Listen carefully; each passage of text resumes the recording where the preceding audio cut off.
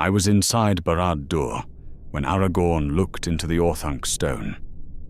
I was present in the upper corridors of the tower when the Dark Lord turned to the palantír and found something looking back at him that he had not expected to find. And I watched, from a distance close enough to matter, what happened to the face of a being who had been planning the conquest of the world for 3,000 years when that plan suddenly, without warning, required revision. I want to tell you what that looked like, was because the histories of the war describe Sauron as a constant, a fixed point of darkness around which everything else moved, a will so vast and so certain that the concept of him being surprised, let alone shaken, does not sit comfortably in any account I have read. The histories describe what he presented to the world. They do not describe what I saw in the upper levels of Barad-dur on the days when the presentation slipped. My name is Marhun. I was born in Rhûn, the son of a minor provincial administrator, and I entered the service of the Dark Lord's apparatus at 19, as my father had before me and his father before him. The courier service first, as most did, then the administrative ranks of the Eastern provincial government, then over 23 years of demonstrated reliability and demonstrated discretion, the upper levels, Barad-dur itself, or the class of servants who managed the coordination of Sauron's correspondence and the sequencing of his communications with his senior commanders. Not a position of power in any direct sense. I commanded nothing, and no one deferred to me on matters of strategy or military direction. I was an administrator, a man who knew which reports needed to reach the top of the tower and in what order, and who would answer if they did not arrive correctly. This made me, for the purposes of what I am about to tell you, exactly the right kind of person to have been where I was. The great instruments of his will saw his power deployed.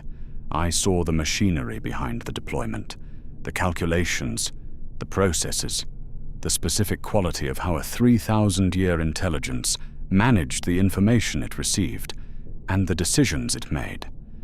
And on 3 occasions that I am going to describe to you now, I saw what happened when the information received fell outside the range the calculations had prepared for. Before I describe those occasions, I need to tell you something about how Sauron thought, because without understanding this, the significance of what I observed will not be fully apparent. He did not think in years. He barely thought in decades. The natural scale of his intelligence was centuries, and within that scale, he operated with a patience that was not the patience of a man waiting for something, but the patience of something for which the distinction between now and later had a different meaning entirely. I had been in his proximity for the better part of a decade before I fully appreciated this, had processed his strategic communications for years without truly understanding what I was processing. It was a small incident in my 3rd year in the tower that made it clear. While a report came from the western provinces about a territorial dispute between 2 vassal lords that had been allowed to escalate into open conflict, the kind of thing that required administrative resolution and that I flagged as requiring his attention because both lords had military obligations and the conflict was interfering with those obligations. His response, annotated on the report and returned within a day, was not the resolution I expected. He let the conflict continue. His annotation explained, in the flat, precise language he used for all communications, that the stronger lord would emerge from the conflict in 18 months and would be more useful afterward than either of the current parties was now, and that the short-term disruption to military obligations was an acceptable cost of the consolidation. 18 months. He had calculated 18 months forward on a minor provincial dispute and determined the optimal outcome and decided to achieve it by inaction. Not because he could not resolve it directly, but because direct resolution would produce a suboptimal result. He was willing to accept a suboptimal present for an optimal future, and the future he was optimizing for was measured in months, the way another mind might measure it in days. The tower had a quality unlike any place I have worked before or since. Not uncomfortable in the ordinary sense. The stone was sound, and the corridors maintained, and the systems that supported the administrative apparatus functioned with an efficiency I respected professionally. But there was always the pressure, the low, constant pressure of a vast will occupying the space, filling it the way heat fills a room, present in the walls and the floor and the air you breathed. You adapted to it, or you had to adapt to it, because the alternative was being consumed by it, and the people who were consumed by it didn't last long in the administrative levels. You learned to work within it, the way a man learns to work at altitude, adjusting your breathing, adjusting your sense of what normal felt like, until the abnormal became the baseline, and you measured everything from there. I watched people break under it. Not often. The selection process for the upper levels filtered out most of the ones who would break, through the long years of provincial service that preceded elevation to the tower. But occasionally, someone arrived who had managed the lower levels through ability and luck and who had not truly understood what they were entering. Those people broke within their first year. Not through cruelty, through simple proximity to something operating on a scale that most human minds could not sustain contact with indefinitely. They were reassigned, quietly. The tower did not waste capable people on punishment when reassignment was available. But they did not come back. I observed the quality of Sauron's patience in operation over and over in the years that followed. The willingness to sacrifice short-term position for long-term advantage, or measured in time frames that strained the comprehension of anyone working for him. The absolute composure with which he absorbed setbacks that would have broken mortal commanders, because the setbacks were within the range of outcomes he had already accounted for, and their cost had already been budgeted. The stillness that came from operating on a time scale where urgency was almost never warranted, because almost nothing that happened in any given year was consequential enough to require it. This is the context in which you must understand what the palantír confrontation looked like from inside the tower.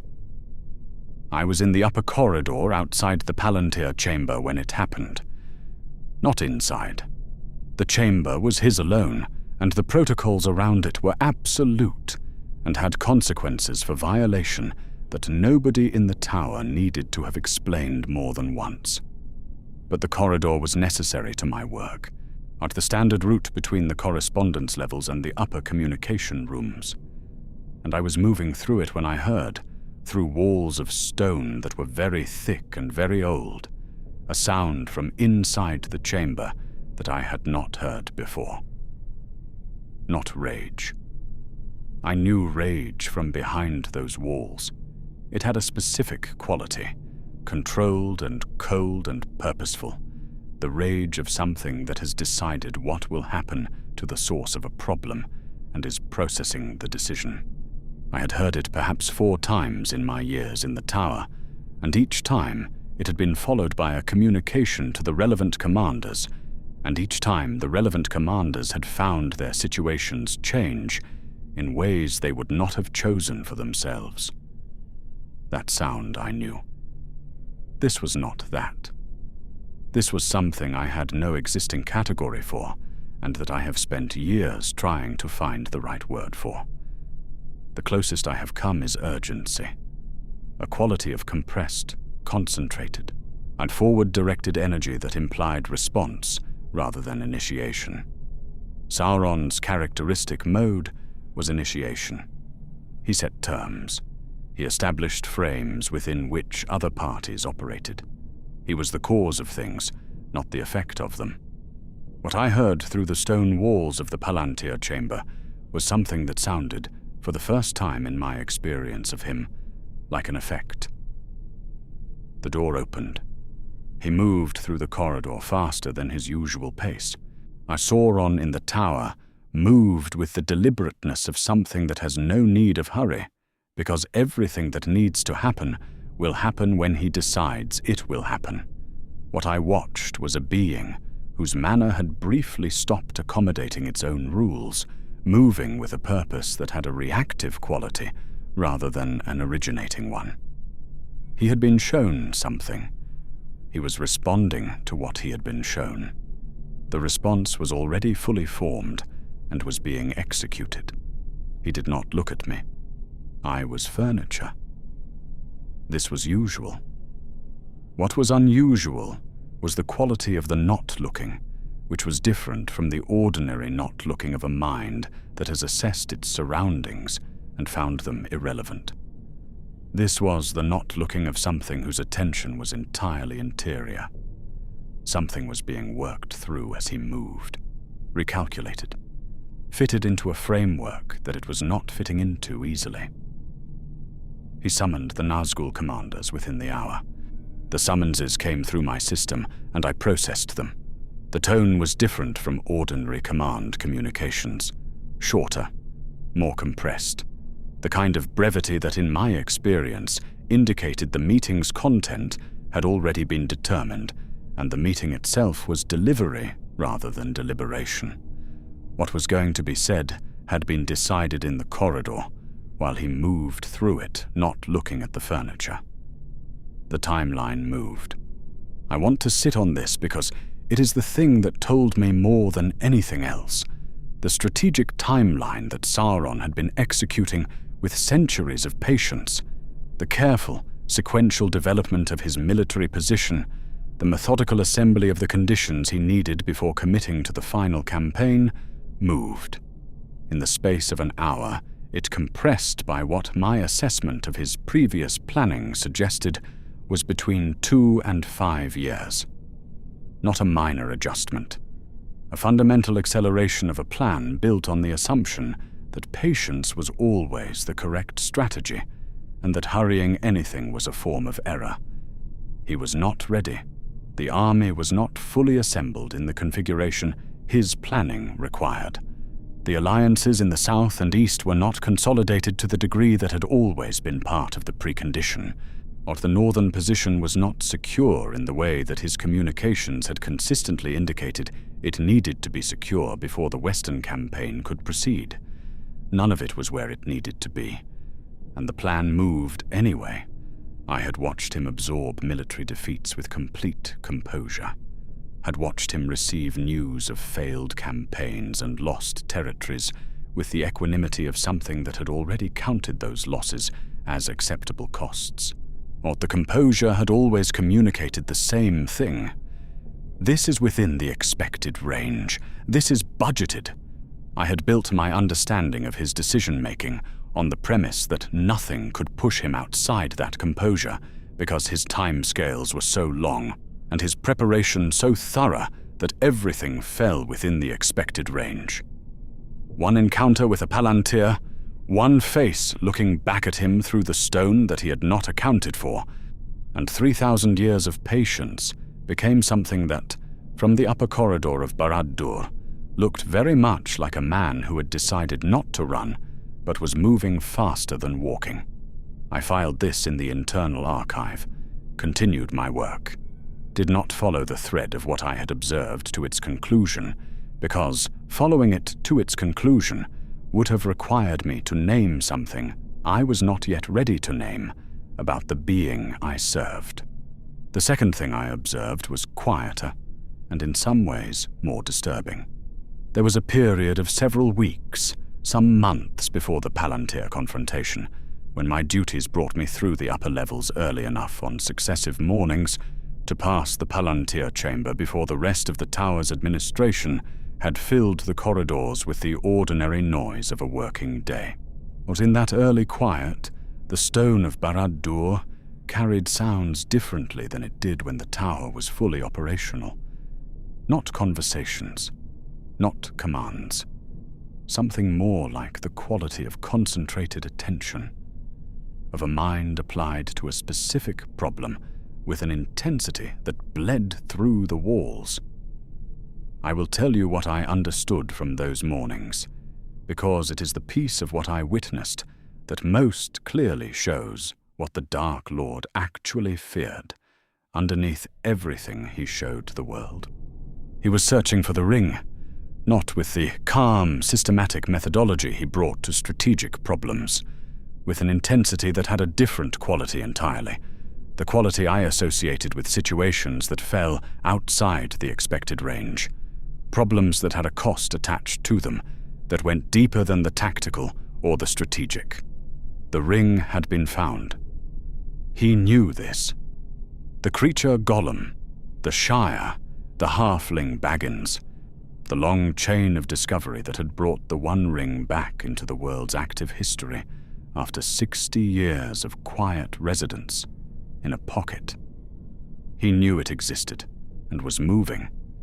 What those mornings told me he could not determine was where it was going and why.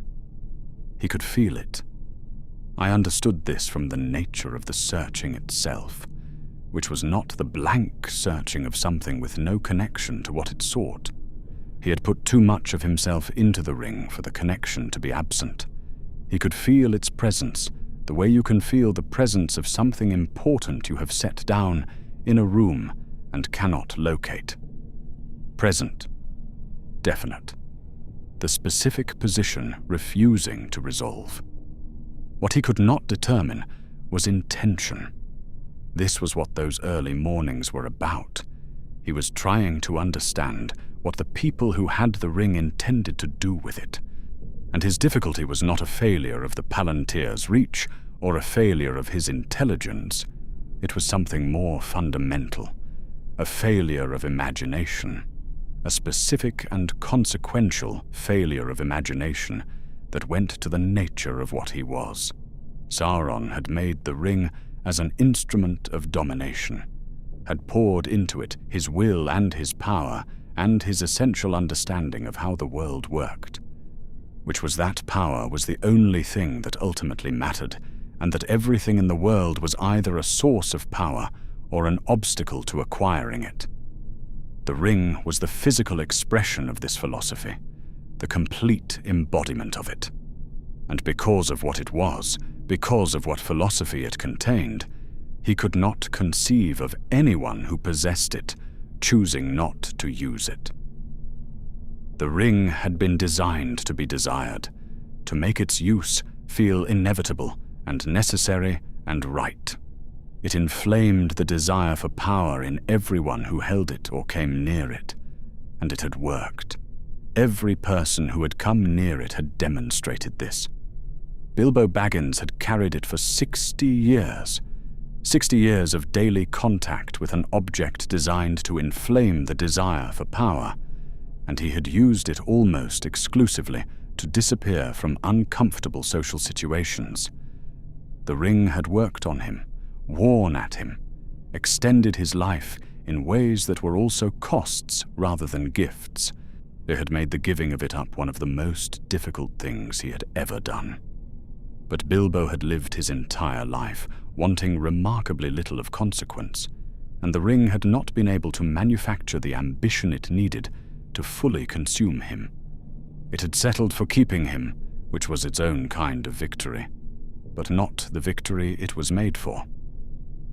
Boromir had been near it for weeks, and it had reached him without him ever touching it, who had built in his mind a case for its use that felt like logic and was actually the ring arguing for itself through him. A good man of genuine courage and genuine love for his people. The ring found that love and that grief and used them as the argument for why he should take it. Not for himself, for them. The ring understood perfectly well that direct self-interest was too visible. The path of least resistance was always the path that felt like selflessness, and Galadriel had been offered it directly, one of the most powerful beings remaining in Middle-earth, possessor of one of the 3 elven rings, ancient beyond the comprehension of mortal minds.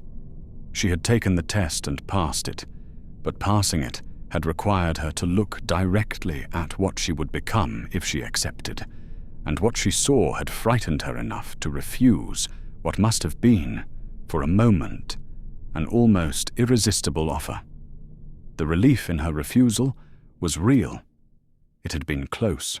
A Gandalf had refused to touch it at all, had declined even to hold it when Frodo offered it in the Shire, had said he could not take it, that the way of the ring to his heart was by pity and the desire to do good, and that he could not trust himself.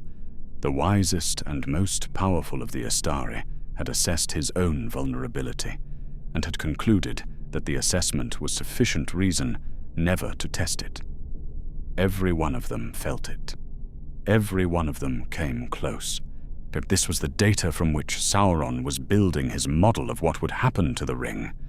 This was the evidence on which he was basing his certainty that, eventually, someone with sufficient power would use it. The data was consistent. The evidence was clear. He could not see the halfling clearly, could not quite focus on him through the palantír, which was itself a symptom of the problem he could not diagnose. Or the ring's corrupting influence was so bound up with ambition and the desire for power that the being who carried it with the specific intention of never using it, who wanted nothing it offered, who had been chosen partly for exactly this reason, was genuinely difficult to perceive. The ring made people who wanted it more visible. Frodo wanted nothing the ring could offer. The wanting was what the eye of Sauron was calibrated to find.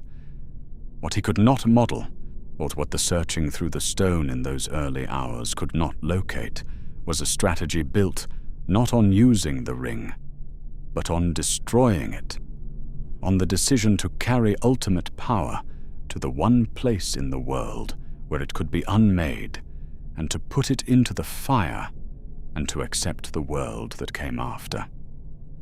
Not as a sacrifice in the sense of trading something for something, as a choice made without expectation of personal return. It was not in him to understand this.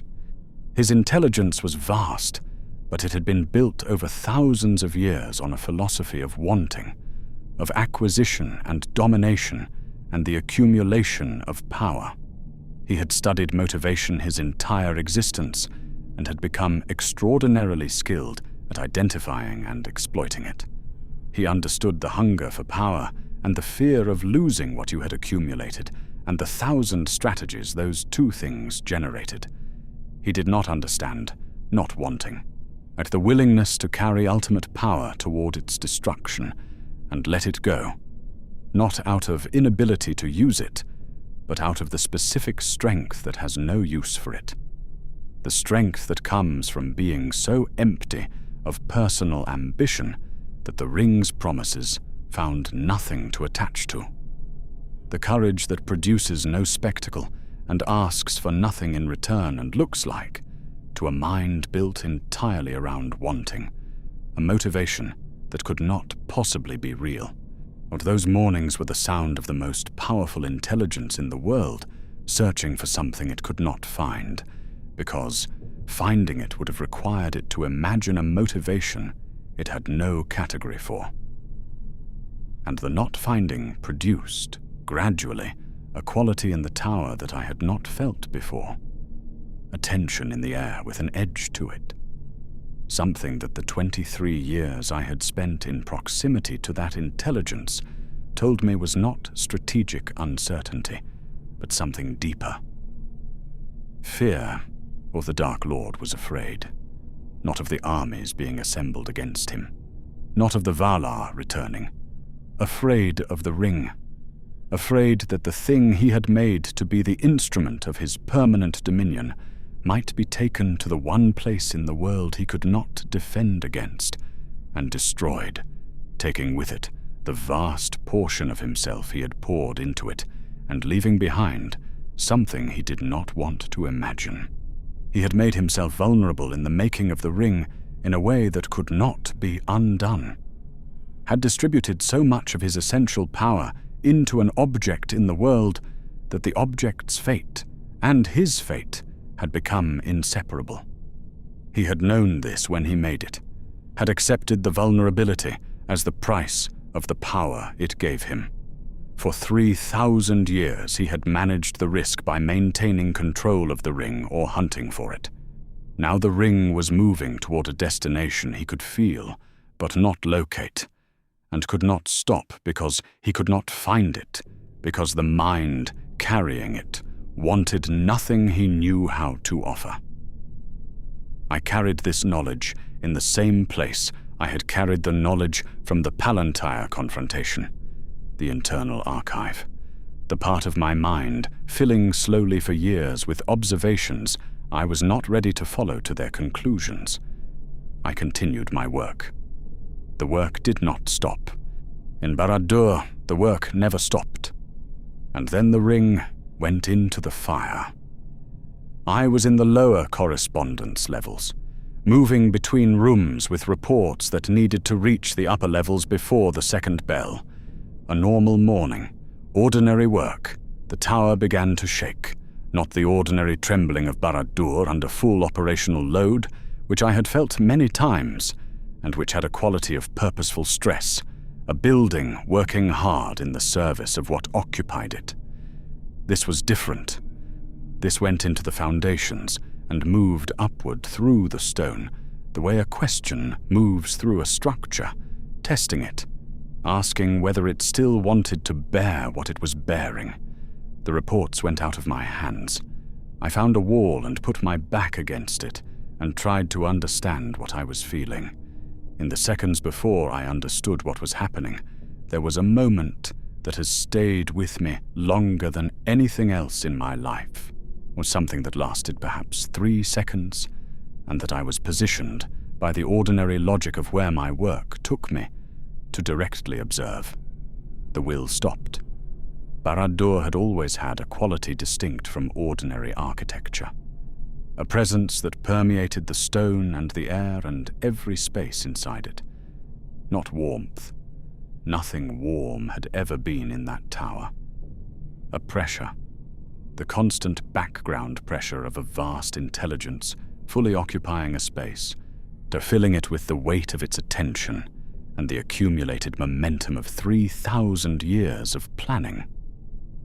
You stopped registering it after a while, the way you stop registering a sound that has been present long enough to become part of the environment. I had stopped registering it years before. It was simply the quality of the air in Barad-dur.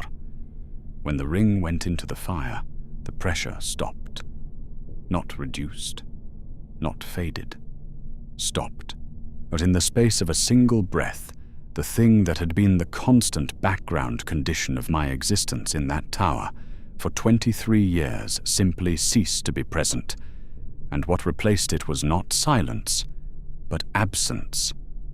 An absence so complete and so sudden that it had its own physical quality, a kind of rushing outward, the space that the pressure had occupied, collapsing inward to fill the void. And in the second before the stone began to crack, I saw, for through an angle of the tower, I could see from where I was braced against the wall, the thing I was not prepared to see. Sauron diminishing. Not destroyed. Not in those first seconds. Something I did not have a word for, and still do not fully have a word for. Reduced. Or the vast presence that had filled the tower and extended outward through the palantír and through the rings and through the 10,000 threads of control and communication that connected Barad-dur to every corner of his dominion, all of it contracting, pulling inward, collapsing toward a center that was itself collapsing, getting smaller as I watched, the way a fire gets smaller when the fuel runs out and there is nothing left for it to be. He had put too much of himself into the ring, and I had known this as a strategic fact for years. I had processed its implications in the abstract way that I processed all strategic information, as a factor in the calculation rather than as a thing with a physical reality I would one day observe directly. I was observing it directly now, The portion of himself he had poured into the ring was gone into the fire, and what remained was not nothing.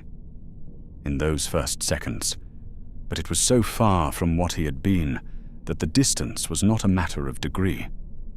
It was a different category of existence, the after-image of a power that had ceased to be present, the shape that enormous force leaves in the air when the force has gone. Something small and formless and diminishing. Something that had been the most powerful will in the world and was now the echo of that will, lasting perhaps 2 seconds in any form I could observe. Then it was not there. Then the tower fell, and I survived. The lower levels had exits that the upper levels did not. I knew the structure of the tower in the specific, practical way that someone knows a space they have moved through every day for 23 years, and when very large things fall, there is a quality to the sound of their falling that tells you which way to move and how fast if you have learned to listen for it. I moved. I did not look back.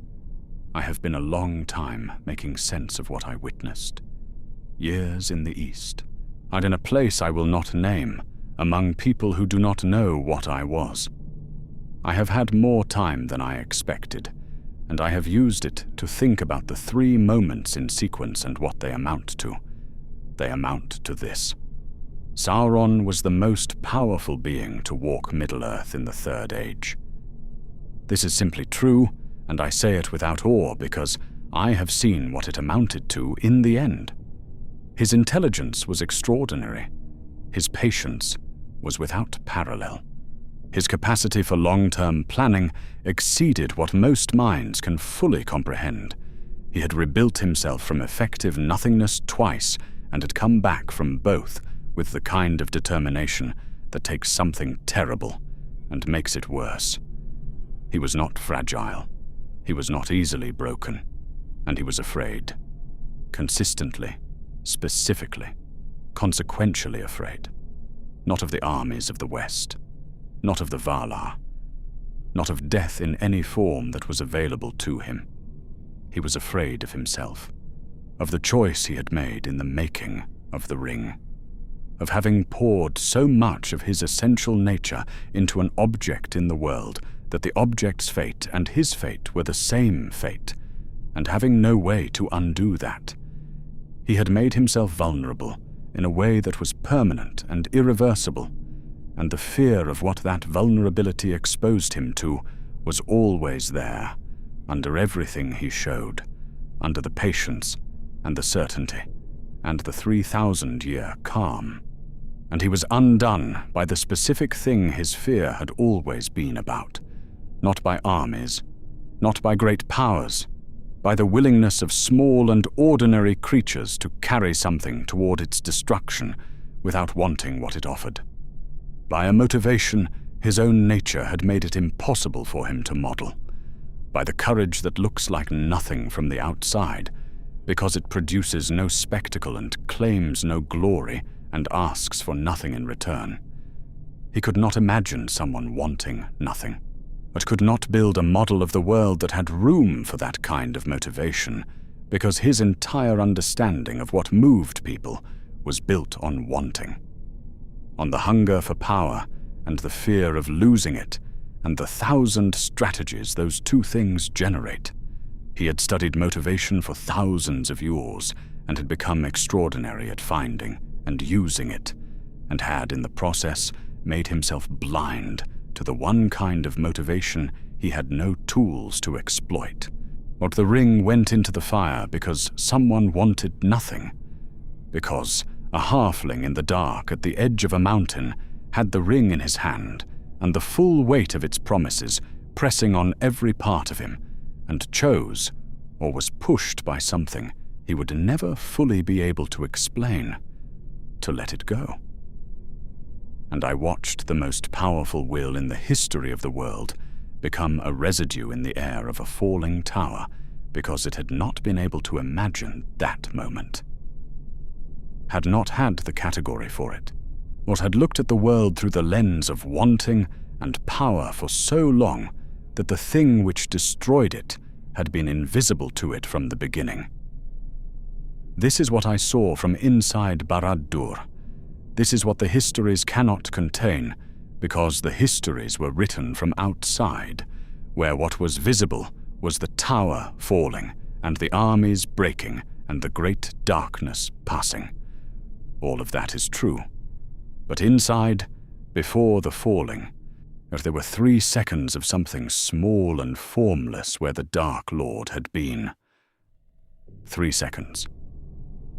I have carried them since. And what they tell me, on the days when I can look at them clearly, is that the thing that destroys the great powers of the world is almost never what they prepared for. It is almost always the thing they could not imagine. The thing their own nature made impossible to see coming. He could not imagine someone wanting nothing. That was enough.